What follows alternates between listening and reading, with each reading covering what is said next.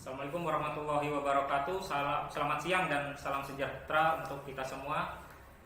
Dewan juri yang terhormat dan sivitas akademika yang kami hormati. Perkenalkan, nama saya Abdul Samad. Saya mahasiswa Akper Kesdam 6 Tanjung Pura, Provinsi Kalimantan Selatan. Baik, saya di sini ditunjuk sebagai Prime Minister atau pembicara utama yang akan menanggapi dari tim lawan yang menyatakan bahwa pembatasan kegiatan masyarakat membawa dampak negatif daripada dampak positif. Baik, pertama saya akan menjelaskan definisi dari pembatasan kegiatan. Pembatasan kegiatan adalah serangkaian tindakan intervensi yang dimaksudkan untuk mencegah terjadinya penyebaran penyakit dengan menjaga jarak fisik antara satu orang yang melakukan kontak dekat dengan orang yang terinfeksi atau dengan orang yang tidak terinfeksi. Baik, pembatasan sosial juga akan memperlambat penyebaran penyakit, sehingga di mana para tenaga kesehatan yang mana sebagai garda terdepan dalam menangani penyebaran tersebut dapat bekerja secara maksimal serta optimal dalam memberikan pelayanan sesuai dengan protokol kesehatan. Nah, hal tersebut merupakan alasan saya membantah mosi dari tim lawan yang mengatakan bahwa pembatasan kegiatan masyarakat membawa dampak yang negatif. Nah, dari hal tersebut, poin-poin yang akan saya jelaskan, yang pertama yaitu pembatasan sosial berdampak positif bagi masyarakat, yaitu yang tertuang sesuai dengan Peraturan Pemerintah Republik Indonesia Nomor 21 Tahun 2020. Kemudian berdasarkan pertimbangan epidemiologis. Dan yang selanjutnya itu peraturan pemerintah pengganti undang-undang yang telah ditandatangani dan diterbitkan untuk menangani dampak pandemi virus corona. Baik, dari yang pertama yaitu peraturan pemerintah tentang pembatasan sosial dalam rangka percepatan penanganan COVID-19. Itu yang isinya yaitu tentang pembatasan sosial berskala besar, yaitu pembatasan kegiatan tertentu penduduk dalam suatu wilayah yang diduga terinfeksi dengan tujuan mencegah penyebaran virus yang cepat.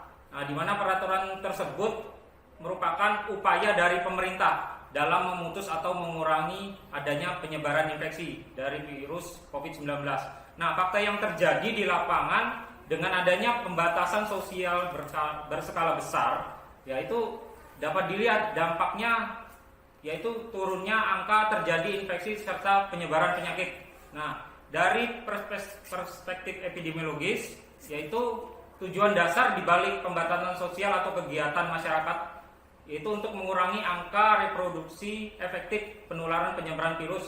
Sebagai contoh, 25% dari populasi yang mengurangi kontak sosial menjadi 50%, dari tingkat normal akan memberikan angka reproduksi efektif sekitar 80% dari angka reproduksi dasar yang secara statistik signifikan dalam menunda pertumbuhan eksponensial dan penyebaran penyakit.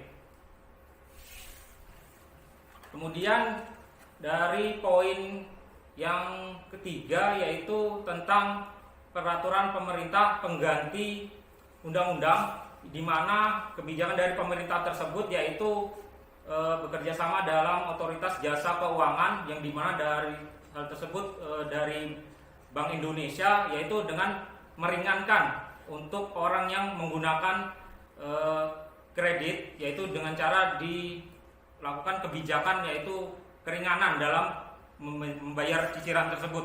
Kemudian dalam bantuan pemerintah tersebut yaitu dengan turunnya bantuan langsung tunai kepada para masyarakat yang berdampak tidak bekerja. Nah, dari hal tersebut dampak positifnya itu apa? Membantu masyarakat yang tidak bekerja yaitu dapat bantuan langsung tunai. Kemudian untuk kartu prakerja bagi orang yang telah di PHK akibat dari pandemi tersebut, mereka mendapatkan bantuan.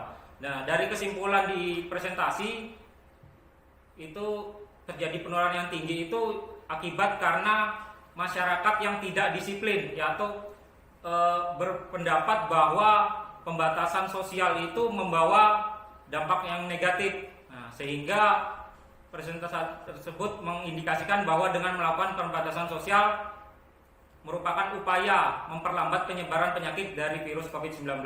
Kesimpulan tersebut merupakan pendapat saya, yaitu tentang membantah dari mosi yang dikatakan oleh tim lawan. Kata-kata mutiara dari saya yaitu harta sejati adalah kesehatan, bukan emas dan perak. Sehat Indonesia, Indonesia Jaya. Terima kasih. Wassalamualaikum warahmatullahi wabarakatuh.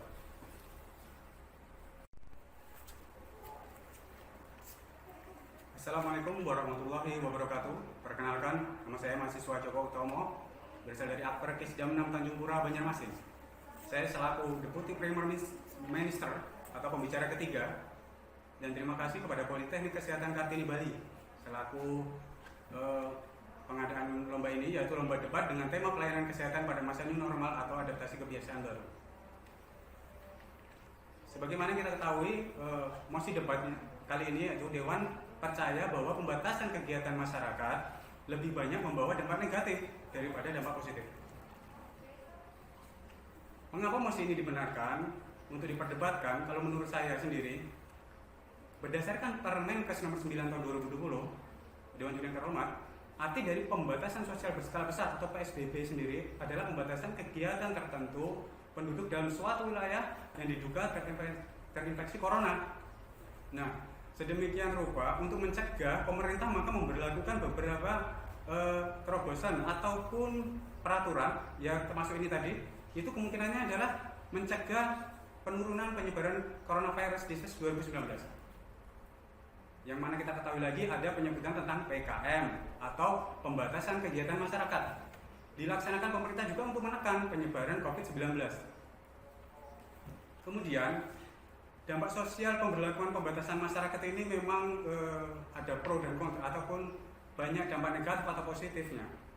Tapi menurut saya sejatinya yang menolak ataupun yang memprovokasi itu memang kita melihat secara jujur mereka itu hanya terprovokasi atau oknum tertentu. Kita sebagai masyarakat yang ada di sekitar kita tentunya memberikan penjelasan agar mereka pemahamannya yang baik dan dapat terbuka secara pengetahuannya.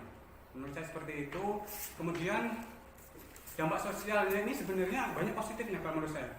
Ini yang harus ditingkatkan dengan taat kepada aturan pemerintah maupun daerah. Kita sudah termasuk berpartisipasi dalam melakukan pencegahan penyebaran COVID ini, sehingga penyebaran dapat diminimalisir. Jadi inilah yang perlu didorong kepada masyarakat agar senantiasa melakukan upaya pencegahan penyebaran dan penularan COVID-19.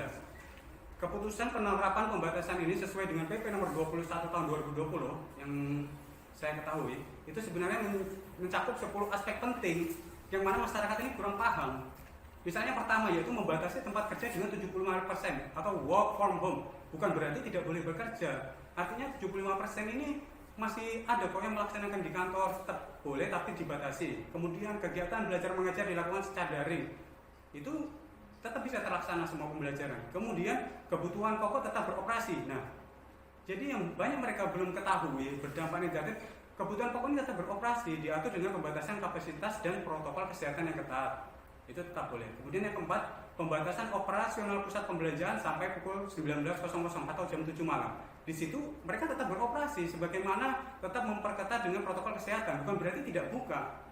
Jadi yang selanjutnya, untuk sistem makanan dan minuman di tempat maksimal juga 25%, bisa dilaksanakan juga sampai jam 19.00. Tempat ibadah dengan kapasitas 50% dengan protokol kesehatan. Kemudian fasilitas umum dan kegiatan sosial budaya memang benar dihentikan sementara. Selanjutnya, kapasitas dan jam operasional moda transportasi umum tetap akan diatur sesuai dengan ketentuan-ketentuan protokol kesehatan. Kemudian, pengerjaan bidang konstruksi tetap dilaksanakan dengan protokol kesehatan ketat. Yang ke-10 itu sistem take away atau delivery tetap bisa dilakukan. Jadi pekerja-pekerja online seperti misalnya makanan online, driver, itu mereka tetap bisa melaksanakan pekerjaannya masing-masing, sehingga pembatasan masyarakat ini tidak begitu mengekang terlalu, tapi juga berdampak positif buat pencegahan COVID-19. Kemudian untuk nakes yang biasanya kerja pagi sampai tanpa ada pembatasan masyarakat, mereka kerja sesuai shift dan itu cukup melelahkan. Tapi begitu ada pembatasan kerja, mereka bekerja sesuai dengan penerapan pemberlakuan pembatasan masyarakat, sehingga mereka tetap ada juga waktu istirahatnya mereka, sehingga mereka bisa tetap fit, yaitu menjaga imun mereka karena waktu istirahat yang cukup. Kemudian kalau alat transportasi publik itu yang bagaimana kita tahu di atas tadi juga tetap boleh beroperasi, itu juga membantu masyarakat sekali. Dan yang kemudian sangat meningkatkan kesadaran diri masyarakat terhadap kesehatan, yaitu mereka lebih rajin cuci tangan. Berkaitan dengan itu, mereka juga tetap menjaga jarak. Jadi kualitas kesehatan masyarakat ini mereka meningkat, menghargai dan bisa menjaga satu sama lain. Jadi sebagai penutup tentunya kita berharap agar berdoa agar wabah COVID-19 dapat segera berlalu, sehingga kita dapat melakukan kegiatan sesuai dengan baik. Apalagi umat Islam agar mendekati ibadah puasa sebentar lagi, bulan Ramadan. Semoga memberikan kesembuhan pada semua warga negara belahan dunia agar terbebas dari COVID-19. Satu kata dari saya, salam sehat untuk seluruh tenaga kesehatan Indonesia, tetap kuat dan semangat. Terima kasih dari saya. Wassalamualaikum warahmatullahi wabarakatuh.